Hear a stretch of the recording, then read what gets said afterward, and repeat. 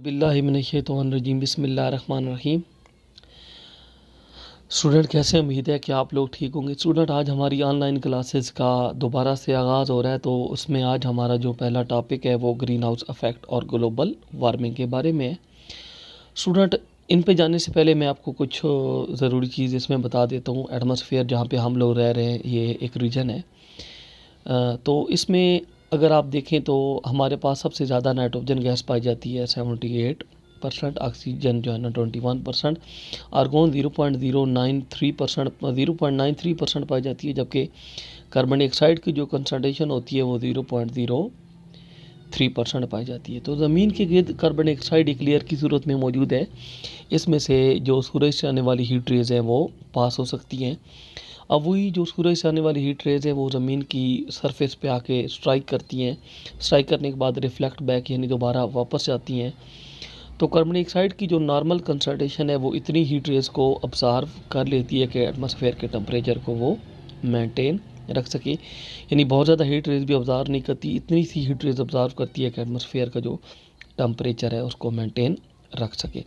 Student उसके बाद देखें तो यहाँ पे हमारे पास जिस तरह आपको पिक्चर में नज़र आ रहा होगा सूरज है, तो वहाँ से हीट रेज ज़मीन की सरफेस पे आके स्ट्राइक कर रही हैं और दोबारा वापस जा रही है। तो एक कार्बन डाइऑक्साइड की आपको लेयर नज़र आ रही होगी। तो यहाँ से क्या होता है कि कार्बन डाइऑक्साइड की जो ये जो कंसनट्रेशन है ये हीट रेज को ऑब्ज़र्व करती है और इतनी हीट रेज ऑब्ज़र्व करती है कि टेम्परेचर को मेंटेन रख सके। स्टूडेंट जिस तरह हमारे पास जो है ना वो हमारे लिए ऑक्सीजन बहुत ज़्यादा ज़रूरी है। आपको पता है हम लोग सांस लेते हैं तो ऑक्सीजन लेके जाते हैं। इस तरह प्लांट के लिए कार्बन डाइऑक्साइड बहुत ज़्यादा ज़रूरी है, क्योंकि प्लांट जो है ना वो कार्बन डाइऑक्साइड और वाटर को यूज़ करके फूड को प्रिपेयर करते हैं।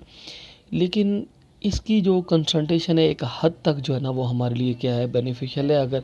अदरवाइज़ अगर इसकी कंसनट्रेशन ज़्यादा हो तो वो हमारे लिए हेल्पफुल नहीं है, या हमारे लिए जो है ना वो बहुत ज़्यादा क्या है, नुकसानदेह है।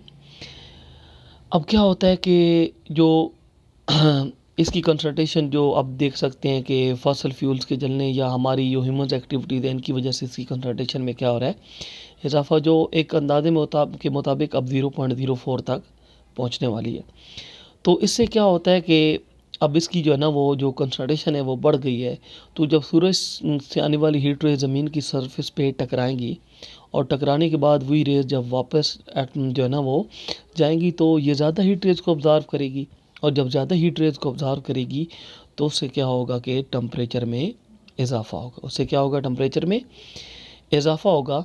तो वो प्रोसेस यानी वो नेचुरल प्रोसेस जो क्या करता है, that warm the earth surface when sun energy release the earth surface. जब सूरज की जो है ना वो जो एनर्जी है ज़मीन से टकराने के बाद यानी हीट रेज निकलती हैं, तो सम ऑफ इट रिफ्लेक्ट बैक, कुछ उसमें से वापस चली जाती हैं स्पेस में। तो ये जो प्रोसेस है ये क्या कहलाता है, ग्रीन हाउस इफेक्ट।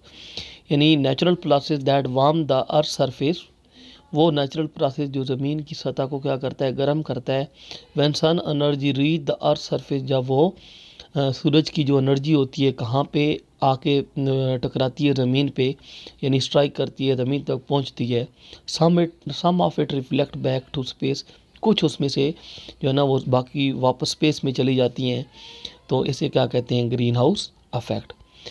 उसके बाद ग्लोबल वार्मिंग की बात करें तो द जनरल इंक्रीज या gradual increase in the overall temperature of earth, यानी ओवरऑल जो टेम्परेचर है अर्थ का किसकी वजह से, ग्रीन हाउस इफेक्ट की वजह से।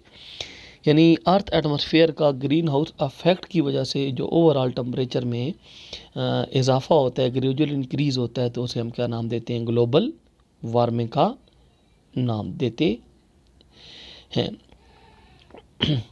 तो स्टूडेंट उसके बाद अगर हम इसके जो है ना वो बात करें इफ़ेक्ट्स की, तो इफ़ेक्ट इस तरह के, इससे तो क्या होता है कि एक हर साल टेम्परेचर में आपको पता है कि इन इजाफा हो जाता है, हर साल टेम्परेचर बढ़ जाता है।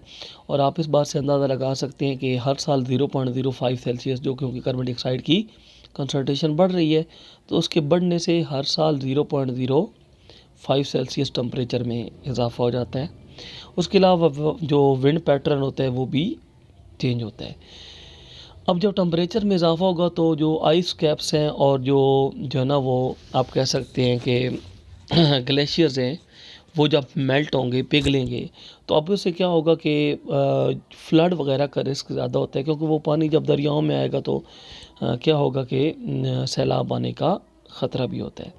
उसके अलावा क्या होता है कि जो अब यही पानी जब पहुंचेगा समंदर में तो जो सी लेवल है वो इंक्रीज़ करेगा, और जब सी लेवल इंक्रीज़ करेगा तो उससे क्या होगा कि साथ साथ जो निचले जगहों पे लोग रहते हैं उसके साथ साथ एरिया में उनको वहाँ से माइग्रेट करना पड़ेगा, तो इस तरह के बहुत से मसाइल पैदा होते हैं। तो स्टूडेंट, आज का हमारा जो टॉपिक था वो जहाँ तक था, तो इसमें आप लोगों ने एक green house effect, global warming और एक आप लोगों ने जो है ना वो इसके अफेक्ट्स के बारे में लिखना है। अफेक्ट्स मैं आप लोगों को दोबारा यहाँ पे बता देता हूँ। फर्स्ट ऑफ ऑल आपने बताना है कि due to the increase in concentration of carbon dioxide या accumulation of carbon dioxide in atmosphere increase the atmospheric temperature या cause increase in atmospheric pressure. Due to this, there are major changes in wind pattern. Next आप लोग लिखेंगे glacier and ice caps melt. Glaciers and ice caps melt, which increase the risk of flood. और next आप लोग लिखेंगे sea level increase, due to which low liable areas migrate. तो student, आज का हमारा ये जो है ना वो टॉपिक यहीं तक था। तो उसमें आप लोगों ने असाइनमेंट के तौर पे green house effect, global warming और उसके अफेक्ट्स को लिखना है, और आप लोगों ने इसी लेक्चर में हमें यहाँ पे जो आपको टाइम दिए गए उसमें आप लोगों ने हमें सेंड करना है। बहुत शुक्रिया।